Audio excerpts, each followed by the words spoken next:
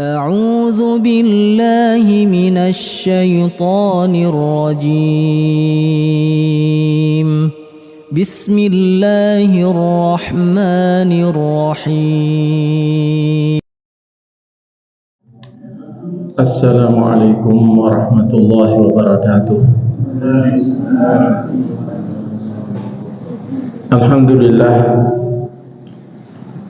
الحمد لله الذي أمرنا بالتفقه في الدين وأرشدنا إلى اتباع سنة سيد المرسلين،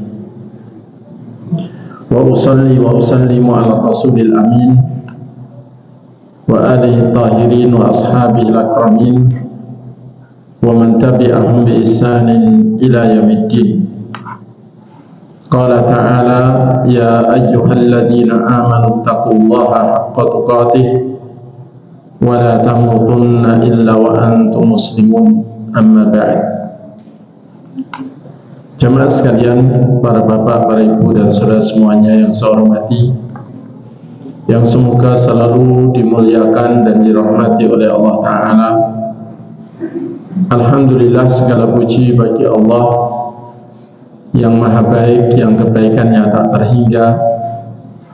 Alhamdulillah, segala puji bagi Allah sang pemberi nikmat yang masih memberikan curahan nikmatnya kepada kita semua, termasuk nikmat hidayah kepada Islam, kepada tauhid dan sunnah, yang itu merupakan nikmat yang jauh lebih berharga daripada dunia dan seisinya.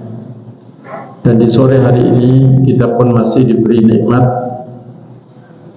kesehatan, kesempatan, kemauan dan kemampuan untuk bersama-sama melaksanakan ketaatan dan kewajiban thalabul ilmi atas setiap muslim dan muslimah, mengkaji, memahami agama Allah.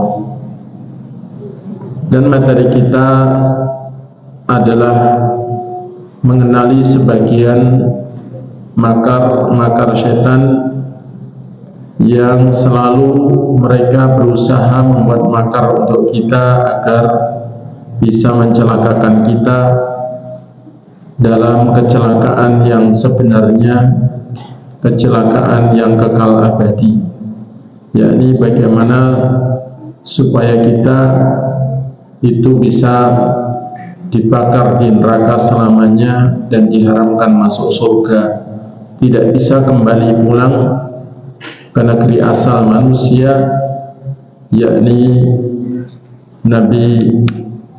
tempat Nabi Adam alaihissalam diciptakan.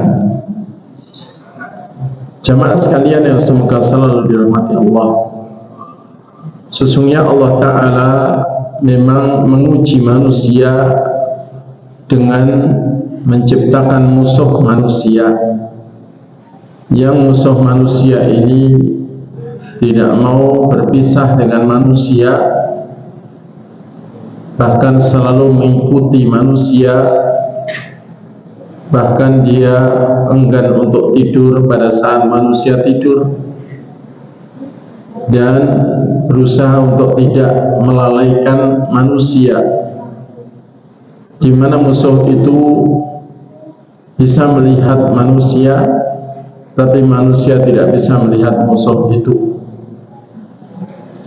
Yang musuh kita itu mencurahkan segala kemampuannya dalam permusuhannya kepada kita dengan segala keadaan, ketika kita dalam kondisi apapun, dan dia pun tidak membiarkan ada kesempatan untuk membuat makar buat kita, kecuali dia berusaha menyampaikan makar itu untuk kita agar bisa menjerumuskan kita kepada hal-hal yang membuat kita celaka.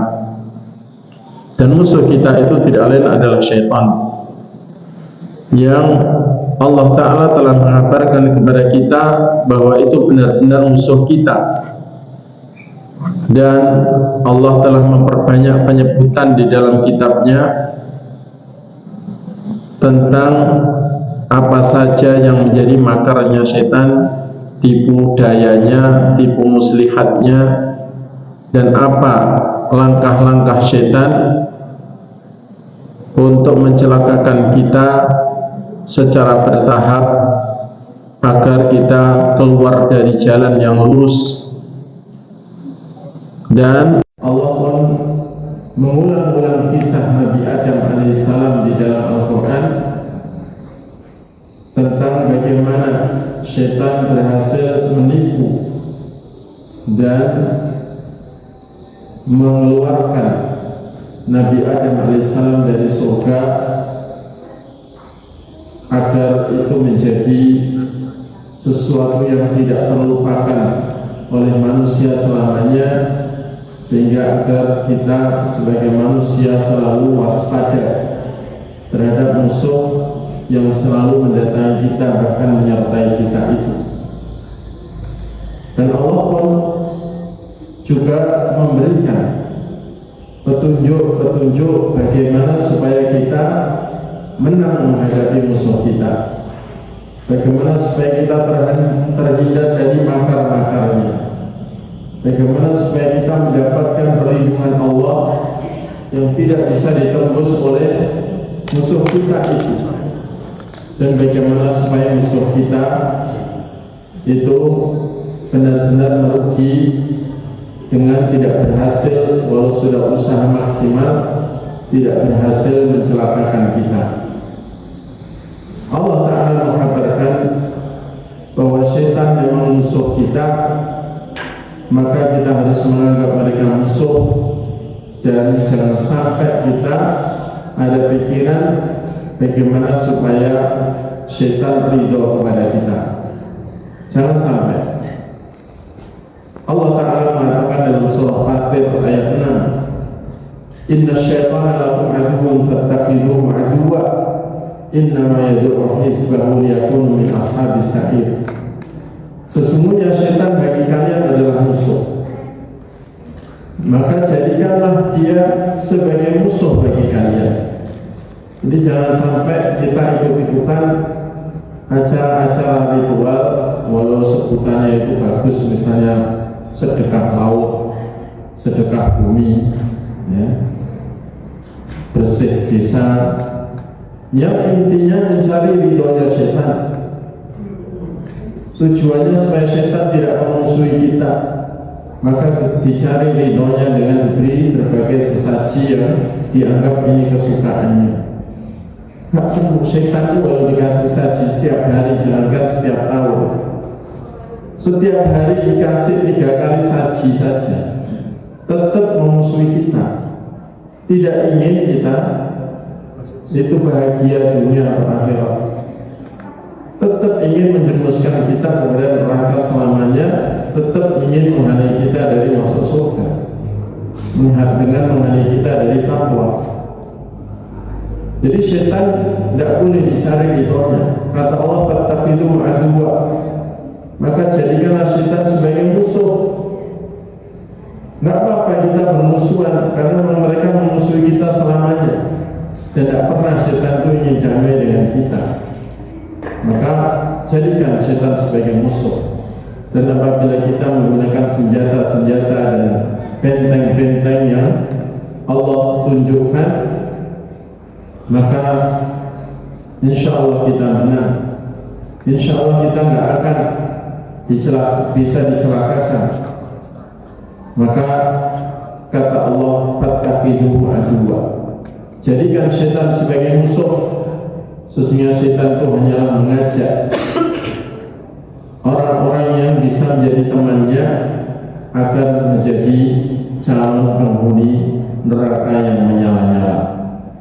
Jamaah sekalian yang semoga selalu dirahmati Allah, sudah menjadi tekadnya iblis, bapaknya syaitan dan pimpinannya syaitan, untuk selalu mendatangi kita dari berbagai arah, berbagai sisi, agar kita lupa dengan nikmat-nikmat Allah, sehingga tidak mensyukuri nikmat-nikmat Allah, terutama nikmat Islam, nikmat wahyu, nikmat Quran dan Sunnah, nikmat Tauhid, nikmat Sunnah, agar kita lupa dengan itu semua, sehingga tidak memperhatikannya dan melalaikannya, sehingga kita meninggalkannya nikmat itu dan tidak mensyukurinya. Di dalam surah Al-A'raf ayat 17, di dalam surah Al-A'raf ayat 17, Allah mengatakan, mengisahkan tentang, menghikayatkan tentang apa yang menjadi ucapan iblis, tekadnya iblis. Allah katakan, "Tsumma la'atiyannahum min bayni aydihim wa min khalfihim wa an aymanihim wa an shama'ilihim wa la tajidu aktsarahum syakirin." Kemudian sungguh akan kudatangi mereka. Jadi kata Allah bahwa iblis mengatakan,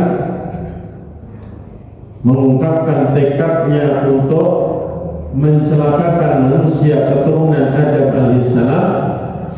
Kemudian sungguh akan kudatangi mereka dari arah depan mereka dan dari arah belakang mereka dan dari arah kanan mereka dan dari arah kiri mereka. Dan engkau pun ya Allah tidak akan menjumpai mayoritas manusia menjadi orang-orang yang bersyukur. Jadi targetnya iblis, tekadnya iblis dalam target menggoda manusia hingga manusia itu tidak lagi menjadi hamba yang bersyukur. Itu targetnya, dan terutama adalah agar tidak mensyukuri nikmat syariat, nikmat wahyu, nikmat terbesar yang Allah karuniakan, yang berisi rahmat dan bimbingan dan petunjuk, hudan wa rahmatan, untuk orang-orang yang ingin kembali pulang ke surga Allah Ta'ala. Yakni akhirnya ternyata betul, ya, setan itu berhasil banyak dalam menghalangi manusia dari mensyukuri nikmat yang membawa atau nikmat yang mengantarkan manusia kepada surga, dan nikmat yang mengantarkan manusia dari menyelamatkan manusia dari neraka, yakni nikmat agama ini, nikmat ajaran yang indah ini. Sehingga Allah sendiri mengatakan, wa qalilum min ibadiyasy syakur, dan alangkah sedikitnya hamba-hambaku itu yang ahli syukur. Sehingga yang selamat dari makarnya iblis ini sedikit sekali hamba Allah yang syukur sesuai tekadnya iblis dulu. Wala tajidu aktsarahum syakirin. Nanti ketika saya goda berikut dengan anak buah saya, dengan keturunan saya goda manusia itu, sehingga engkau tidak menjumpai mayoritas manusia itu jadi ahli syukur. Dan ternyata di zaman Nabi kita, jadi setelah sekian ribu tahun, ya kan, dari zaman Nabi Adam sampai zaman Nabi kita, Allah pun sudah menyatakan ternyata memang sedikit sekali hamba-hamba Allah yang ahli syukur. Ya. Bahkan orang yang menyatakan iman dan mengaku beriman itu juga masih banyak yang tidak ahli syukur, bahkan masih banyak yang berbuat syirik. Sebagaimana Allah mengatakan, wa ma yu'minu aktsaruhum billahi illa wa hum musyrikun. Dan tidaklah mayoritas orang yang mengaku beriman kepada Allah kecuali mereka juga masih musyrik, masih menyekutukan Allah.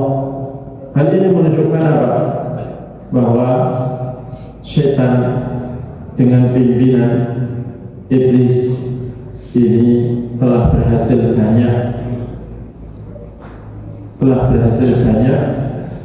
menjaring manusia dalam makarnya dan menjerumuskan manusia kepada kecelakaan yang kekal abadi. Jamaah sekalian yang semoga selalu dirahmati Allah, Allah pun berpesan agar kita selamat dari makarnya setan. Karena jaring-jaring makar setan ini semakin dalam kita masuk jaringan setan, maka semakin sulit untuk keluar. Maka setan itu sangat cerdik bagaimana membuat tipu daya, tipu muslihat. Awalnya tampak benar yang ditawarkan, lama-lama dicampuri kebatilan sedikit demi sedikit. Kemudian setelah itu akan semakin dikurangilah kebenarannya dan ditambahlah kebatilannya. Dan lama-lama karena sudah terbiasa dengan kebatilan sebelumnya, maka hati itu ya tidak ingkar, bahkan ridho, bahkan menyukai kebatilan yang ada di situ karena sudah terbiasa dengan hal itu. Itulah langkah-langkah syaitan. Orang melakukan dosa besar pun tidak langsung melakukan dosa besar, tapi dari dosa kecil yang mengarah ke sana sedikit demi sedikit. Orang melakukan kesyirikan pun tidak langsung melakukan kesyirikan. Diawali dari ada kemaksiatan yang bercampur kebid'ahan, kemudian kebid'ahan yang dekat dengan kesyirikan, kemudian kesyirikan kecil, kemudian lama-lama kesyirikan besar.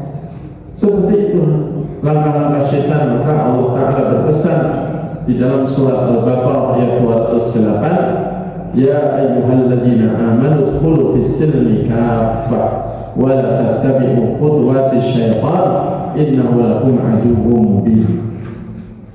Wahai orang-orang yang beriman, masuklah ke dalam Islam secara total. Sehingga kalau itu bukan dari Islam, walau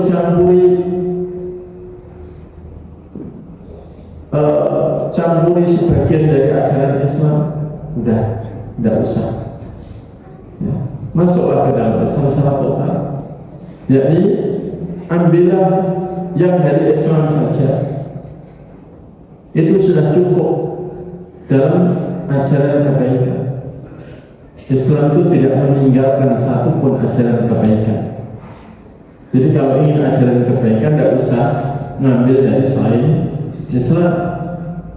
Kalau toh dari luar Islam ada yang baik, itu pasti karena kesesuaiannya dengan ajaran Islam dalam hal itu. Dan semua yang menyelisih Islam itu pasti kesesatan. Fama badal haqqi ila dhalal fa anna tuhaqun. Tidak ada selain kebenaran Islam itu kecuali kebatilan, kecuali kesesatan. Bagaimana kalian bisa tertipu? Jadi masuklah ke dalam Islam secara total. Ingin baik total, ya Islam sudah cukup. Panutannya pun sudah ada, yakni Nabi kita Muhammad SAW sebagai sebaik-baik panutan. Yang surganya pun beliau yang tertinggi, tidak ada lagi derajat di atas beliau. Sehingga kalau ingin masuk surga tingkatan tertinggi pun ya cukup beliau sebagai panutan. Maaf ibu-ibu ya, kita lagi baca ayat, bahasa ayat. Tolong semua pembicaraan dihentikan agar mendapatkan rahmat di bulan murahnya rahmat. Ketika orang tidak dapat rahmat, termasuk orang yang celaka dan merugi. Fa inna syaqiyya man hurima fi rahmat Allah, kata Nabi. Sesungguhnya orang celaka adalah orang yang tidak dapat rahmat Allah di bulan Ramadan. Jadi walau saya nggak melihat ibu-ibu siapa yang bicara, tapi Allah melihat dan malaikat mencatat. Dan catatan itu bisa nggak hilang sampai hari pembalasan. Baik.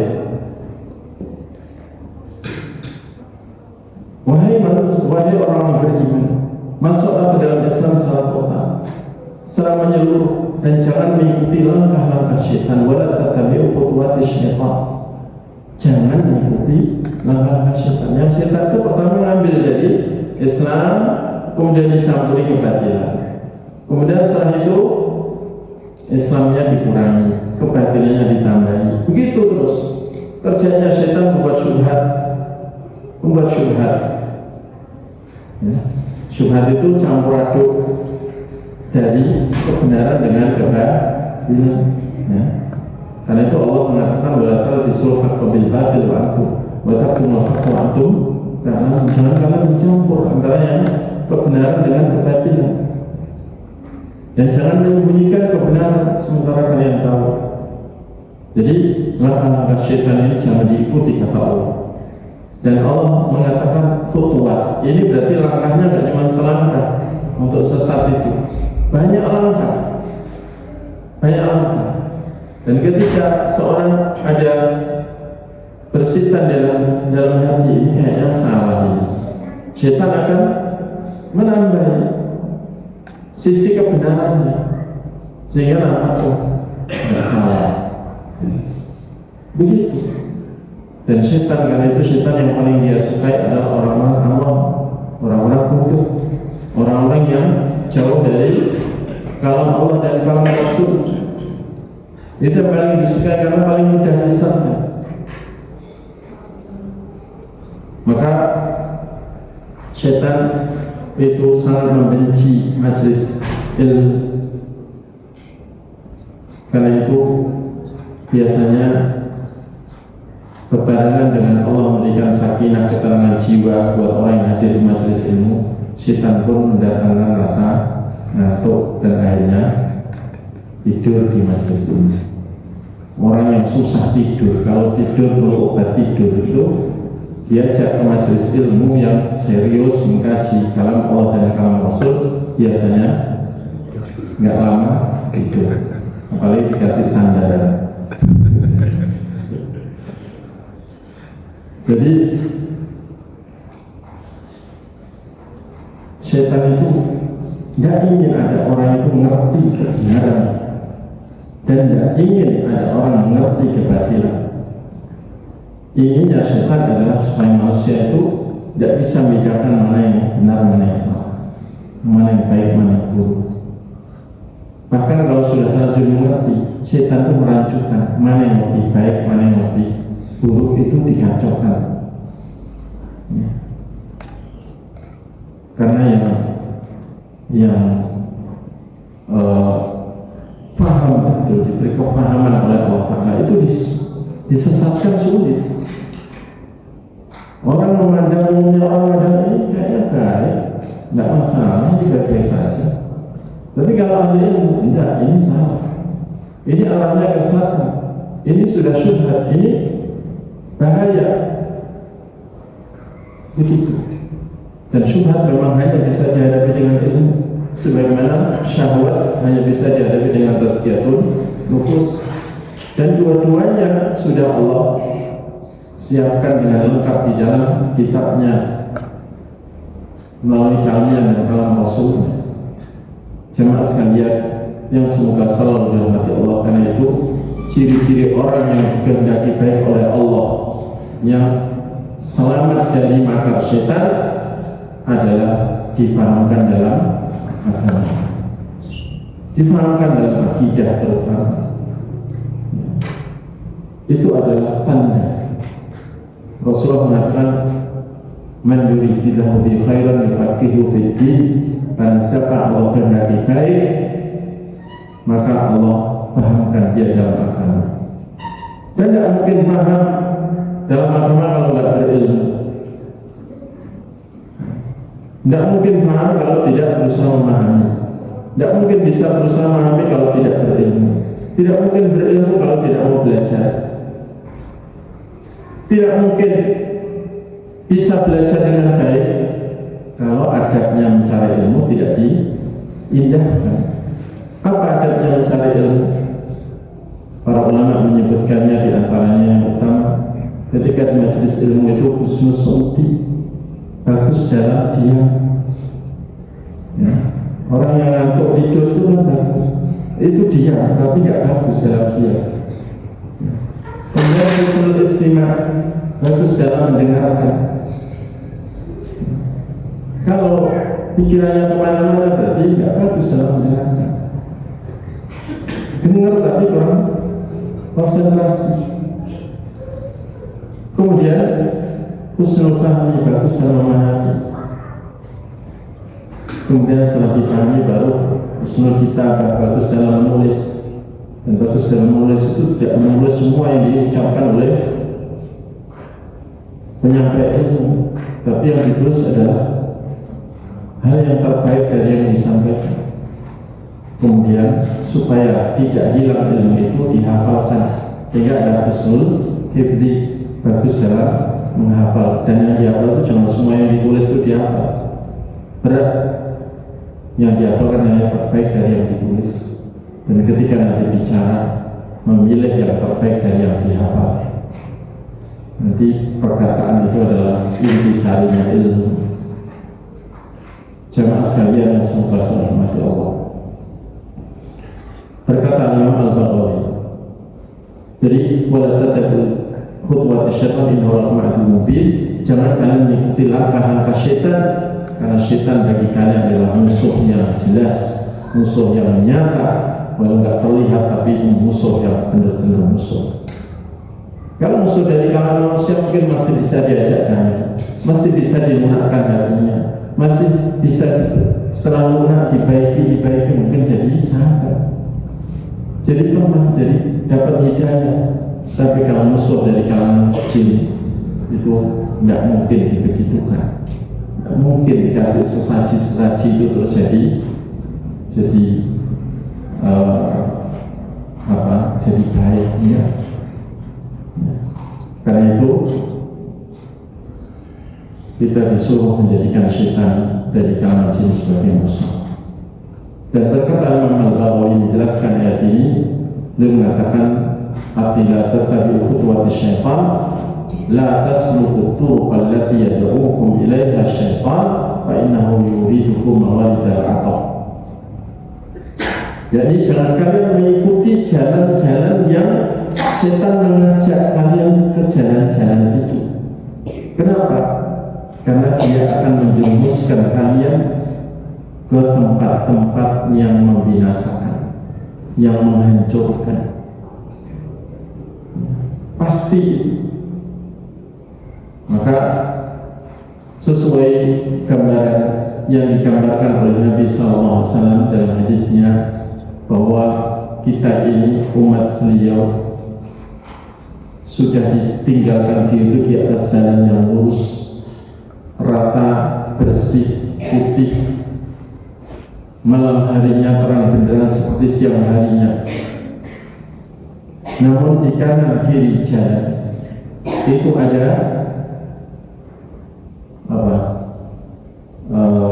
gapura yang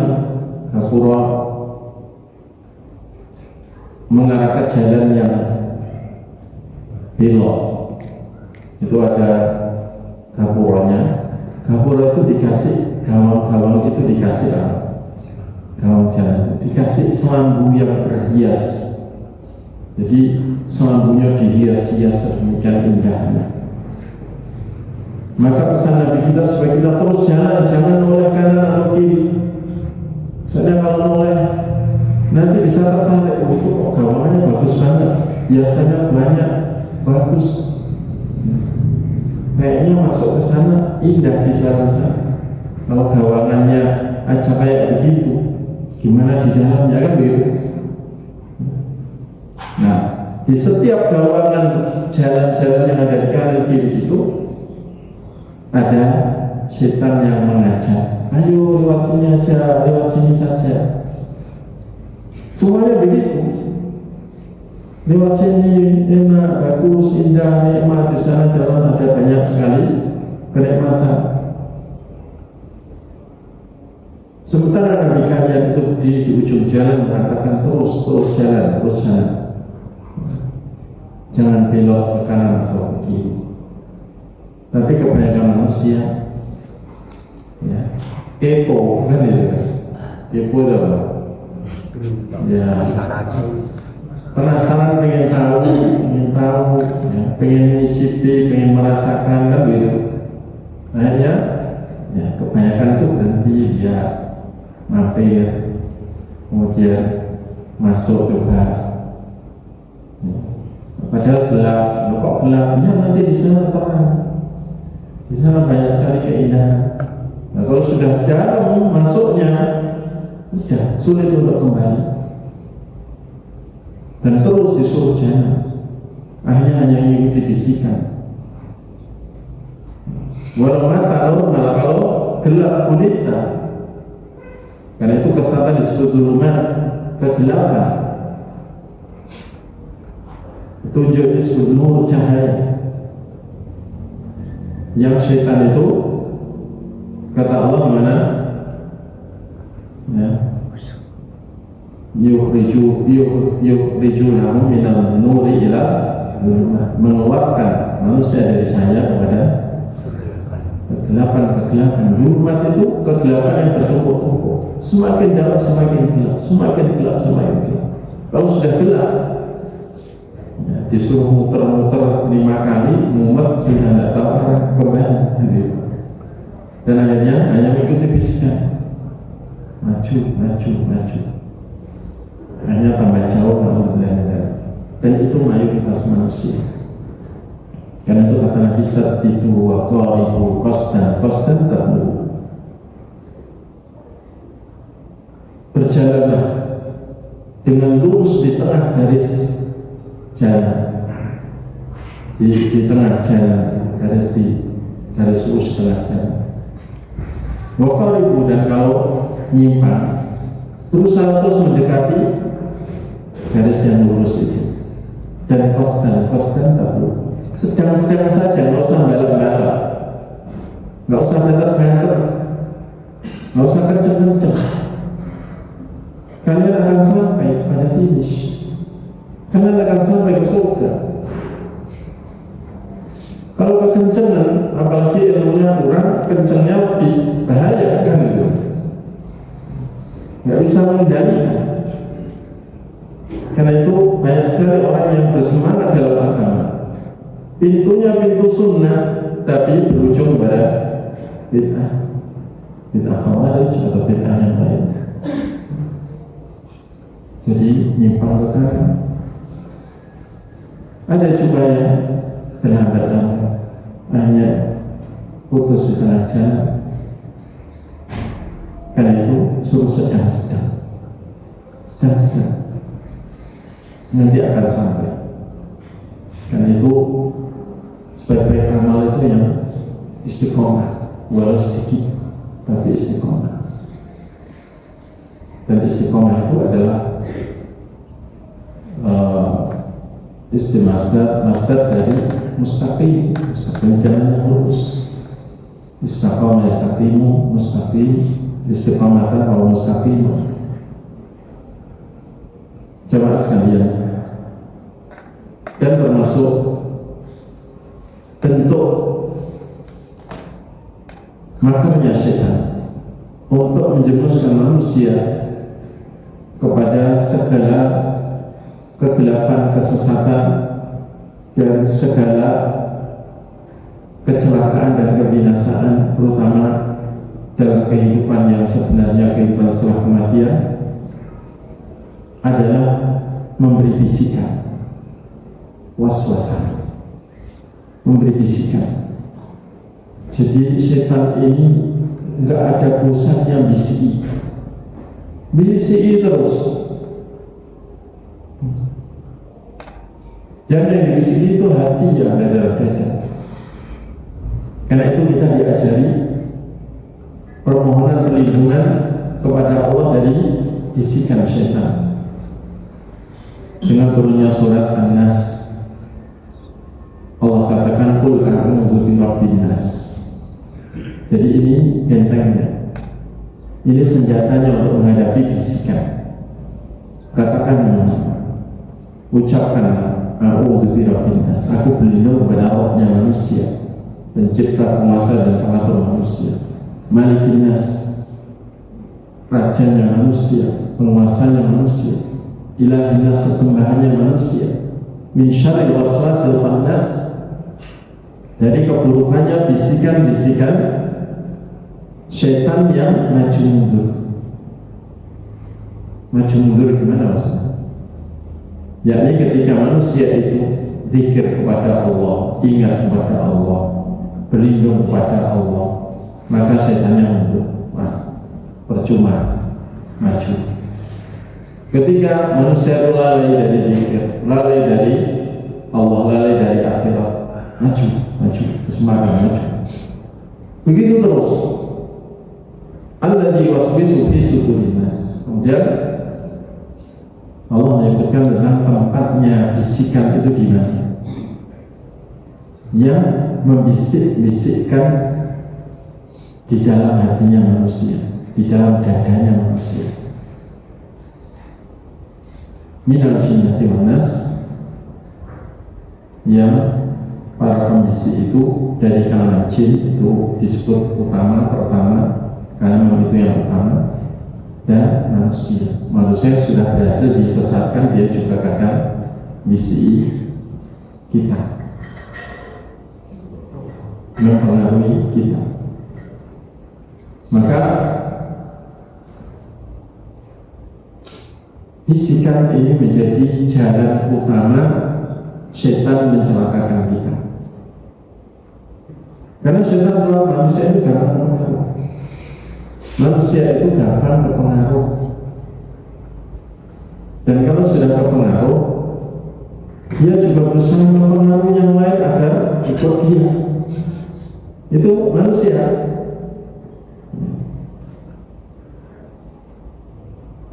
Karena itu orang yang tersesat jalan, dia tidak ingin sesat sendirian, dia akan mengajak yang lain untuk sesat.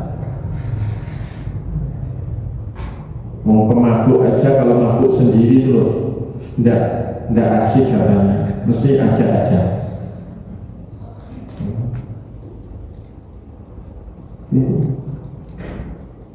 Jogetan itu sendirian ya kayak orang gila, tapi kalau rame-rame ya kan banyak baturi begitu. Coba karnaval itu sendirian gitu, ya kayak orang edan kan gitu, ngacak, meskipun ngacak pahlawan misalnya ya, atau bawa kecil-kecilan terus kerongesan, karnaval sendiri. Memang mesti aja.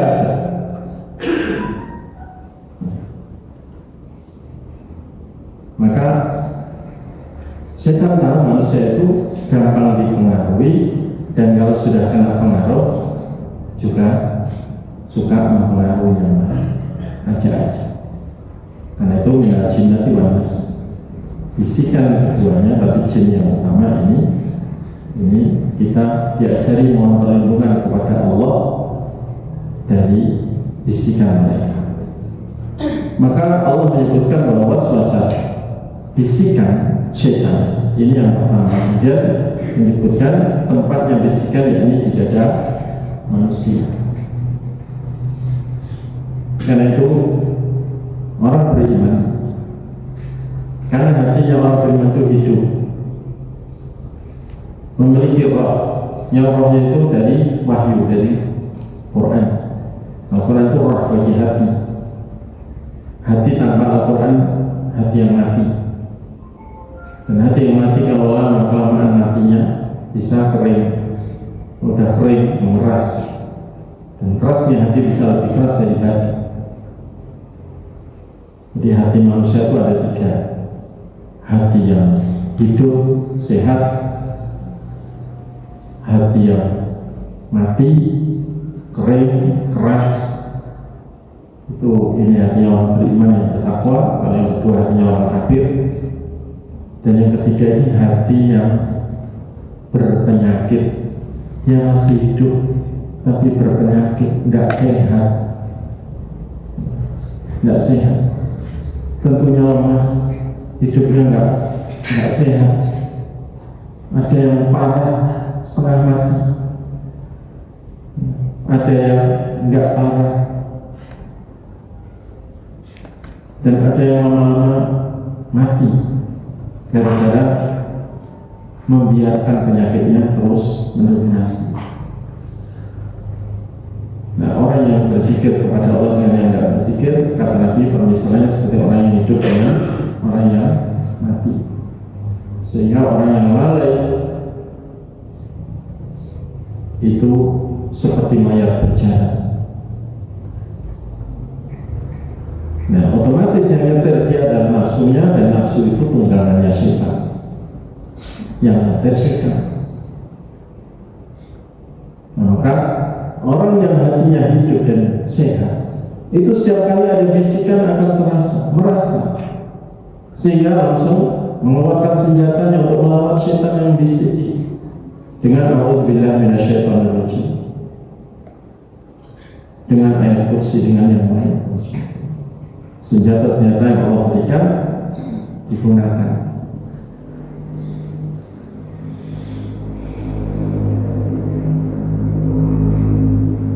Dan di dalam hadis yang diriwayatkan oleh Abu Dawud dalam sunannya dari Ibnu Abbas radhiyallahu anhu, beliau mengatakan, ja'a rajulun ila Nabi, datang seorang laki-laki kepada Nabi SAW. Faqala, maka berkata, ya Rasulullah, inna ahadana yajidu bi nafsihi yu'arradu bi syai' la ayyakuna huma ma ahabba ilayhi min ayatakallama bihi. Ya Rasulullah, khususnya seorang dari kami itu menjumpai pada jiwanya, pada hatinya itu sesuatu yang ditawarkan kepada hati untuk diucapkan, untuk dikatakan, untuk diungkapkan, yang sungguh dia itu menjadi arang, lebih dia sukai daripada mengucapkan yang mengungkapkannya. Maka Rasulullah SAW mengatakan, Allahu Akbar, Allahu Akbar, Allahu Akbar, Alhamdulillahilladzi radda kaidahu ila masasah. Segala puji bagi Allah telah menolak atau mengembalikan makarnya syaitan itu kepada bisikan saja. Jadi syaitan dari kalangan jin itu sebenarnya nggak bisa maksa kita. Berat bagi mereka untuk memaksa kita berbuat ini, berbuat itu, berbuat dosa. Bisanya bisik-bisik saja, tapi nggak bosan-bosan bisik sampai ke pengaruh.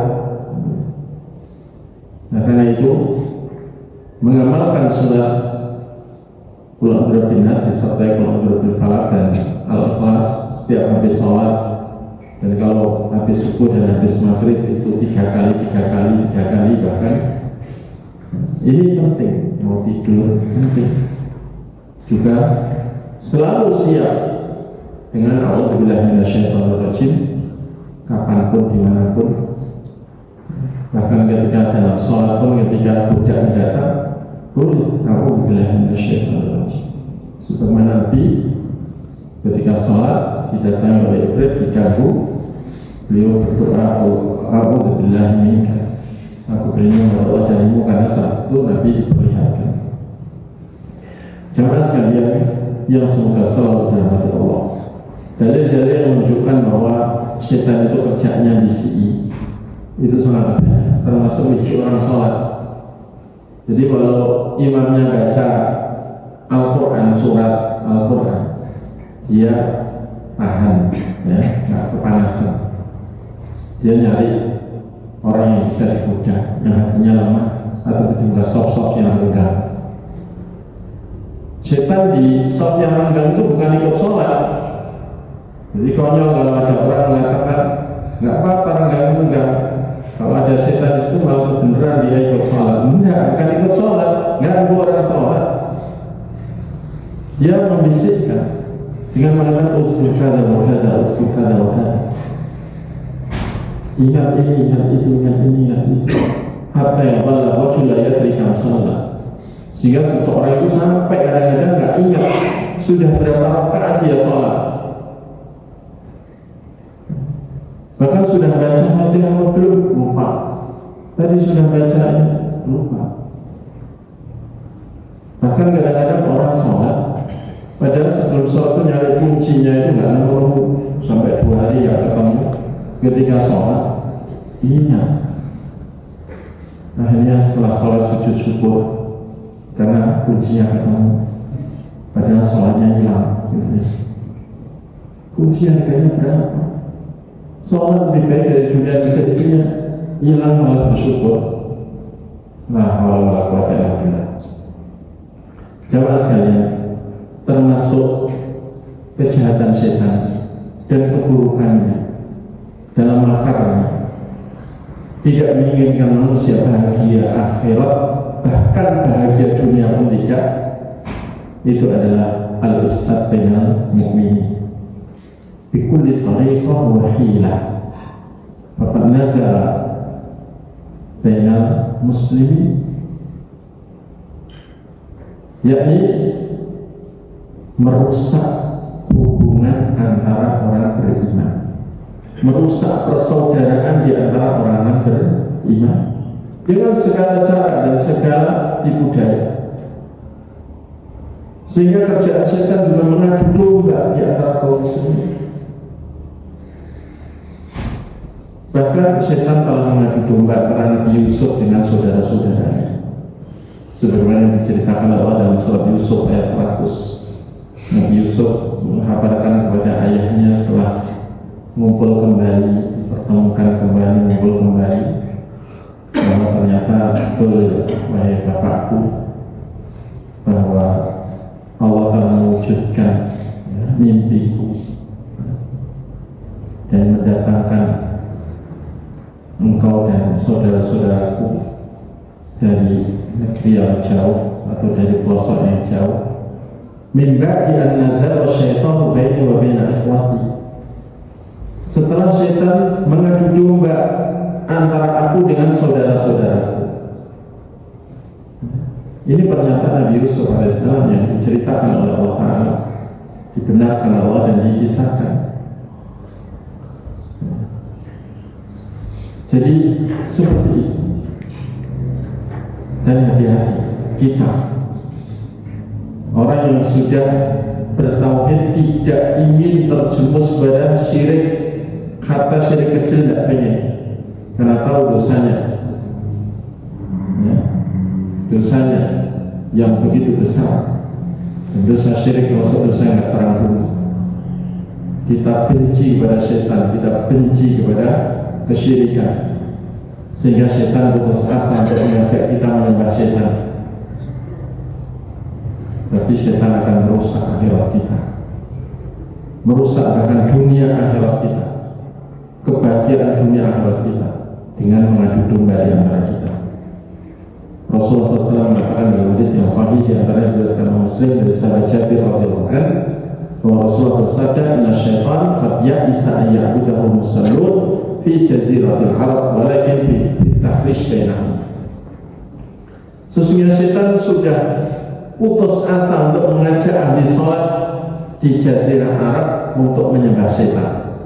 Setan itu sudah putus asa untuk mengajak umat Islam, orang bertauhid, orang beriman, ahli sholat di jazirah Arab untuk menyembah setan.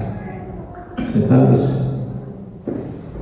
nggak pengen goda mereka untuk menyembah setan, karena jadi capek, nggak akan berhasil gitu ya.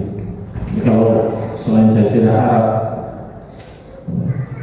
dicoba dengan ya amalan syirik, nah ini setan kalau untuk di Indonesia ini kayaknya nggak putus asa untuk mengajak nyembah setan. Islam Indonesia ini dikasih sholawat yang artinya golongan neraka, itu aja banyak yang mau kan, namanya ngeri aja mau, apalagi yang namanya bagus. Nah, bagaimana setan menghancurkan kebahagiaan dunia akhiratnya kaum mukminin di jazirah Arab? Walakin bitahrish bainahum. Tapi yang terus akan diusahakan setan adalah mengadu domba di antara mereka, mengadu domba di antara mereka. Akhirnya di jazirah Arab ini sering ya perang, sering bentrok. Setan mau seperti itu. Kalau di Indonesia ya ahli tauhid wa sunnah itu memang ya insya Allah setan putus asa untuk ngajak menyembah setan, menyembah berhala, tapi juga akan berusaha merusak kita dengan mengadu domba di antara kita. Karena itulah ya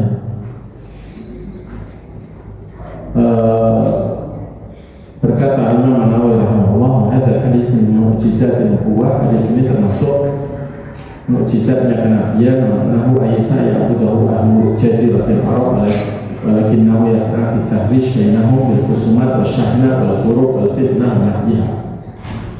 Maknanya adalah syaitan telah putus asa untuk mengajak kaum muslimin jazirah Arab menyembah syaitan, akan tapi syaitan akan terus berusaha mengadu domba di antara mereka dengan berbagai percekcokan, berbagai perseteruan, berbagai peperangan saudara, dan juga berbagai fitnah dan semisalnya.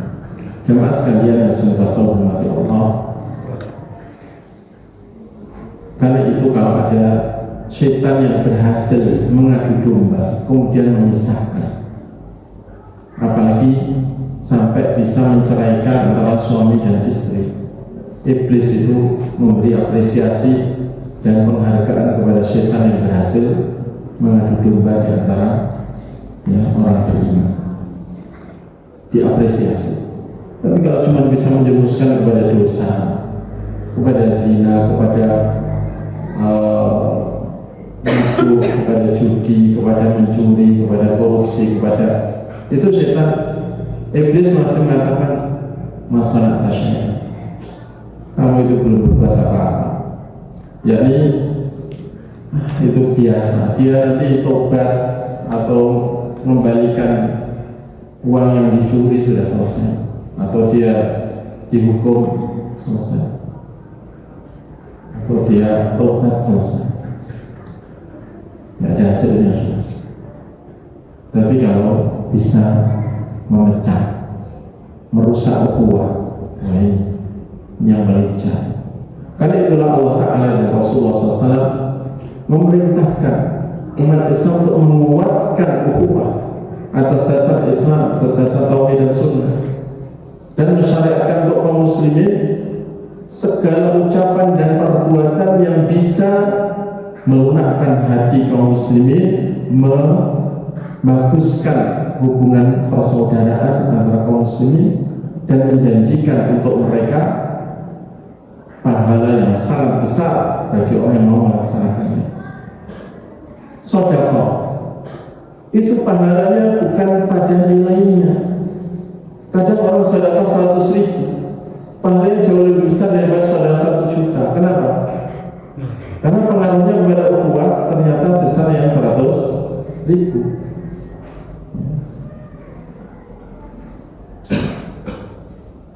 Sedekah nasi pecel 5.000-an bisa lebih besar daripada sedekah yang menunya 100.000-an.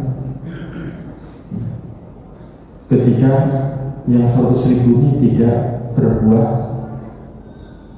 penguatan terhadap ukhuwah, ngasihkannya nggak mengenakan, setelah itu diungkit-ungkit, ya. Tapi yang 10.000 diikuti dengan ucapan yang baik yang menyenangkan. Lalu tiru sedekah kekumbilan diwakil. Jangan kalian mengikuti sedekah kalian dengan mengungkit-ungkit dan dengan perkataan yang menyakitkan atau sikap yang menyakitkan. Itu batal pahalanya. Dan semua, termasuk menjenguk orang sakit, termasuk takziah. Kenapa? Semua ibadah yang efeknya baik kepada persaudaraan, kok pahalanya semuanya besar? Karena memang ini tadi. Dengan itu insya Allah kita aman dari usaha syaitan kedua. Kemudian Allah dan Rasulnya melarang kita dari setiap ucapan perbuatan yang bisa merusak ukhuwah, dan bahkan mengancam orang yang melakukannya dengan adab yang sangat berat. Kalau kita teliti semua dalil dari ratusan dalil yang ada, semua ucapan dan perbuatan yang berefek buruk terhadap persaudaraan Islam, tidak ada yang dosanya kecil. Antum bisa lihat di kitab Al-Kabair, kumpulan dosa besar. Antum teliti dengan benar-benar teliti, antum akan lihat mayoritas dosa besar itu adalah dosa yang berefek buruk pada persaudaraan. Itu adalah pasti. Karena itu Allah Ta'ala berpesan supaya kita ini kalau bicara dengan saudara kita memilih kalimat terbaik, karena syaitan akan mengadu domba. Wa kullu ibadi yaqulu allati hiya ahsan inna syaitana yazagu bainahum inna syaitana kana lakum aduwwan mubin. Katakan ya Allah kepada semua hamba-Mu agar mereka itu kalau bicara yang terbaik. Kenapa? Karena syaitan itu terus berusaha mengadu domba di antara mereka. Dimana kalau ada saudara kita berkata yang maghrib, ya. Baik, kita akhiri. Subhanallah wa bihamdihi asyhadu an la ilaha illa anta astaghfiruka wa atubu ilaik. Wa sallallahu ala nabiyyina Muhammadin wa ala alihi wa sahbihi wa akhiru da'wana alhamdulillahi rabbil alamin. Wassalamualaikum warahmatullahi wabarakatuh.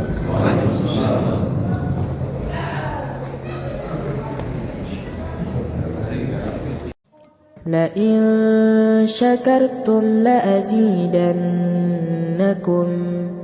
ولئن كفرتم إن عذابي لشديد